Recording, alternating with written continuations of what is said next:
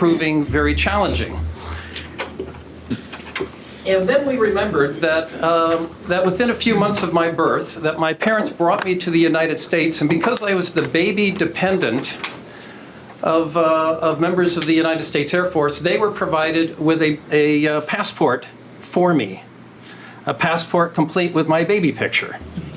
And because you've got an U.S. passport, you can get another U.S. passport. And so some 40 years later, I used my baby passport to get a valid adult passport. And I shared with you a copy of that original document from sometime back in the 1950s. I can hear Senator Fagan wanting to see it. There you go.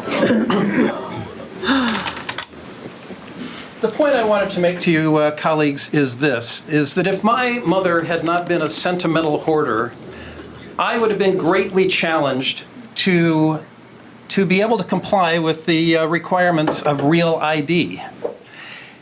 In my district, about a third of the residents are over the age of 65. I'm one of those people now. And as we age, sometimes documentations and finding those documents, as my colleagues pointed out, becomes more and more difficult. And for me, this measure that you're discussing tonight, with its 2 tiers of driving documentation, addresses that core problem.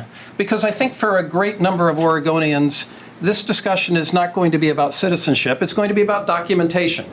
I was fortunate that I had a tool that I could use to satisfy those requirements. Many other people in my circumstances might not. So it's about documentation, colleagues, as well as citizenship. But let's make sure that we've got tools available for all Oregonians that are challenged with the need to find their dated birth certificate in a bottom drawer or wherever they last recall seeing it years ago.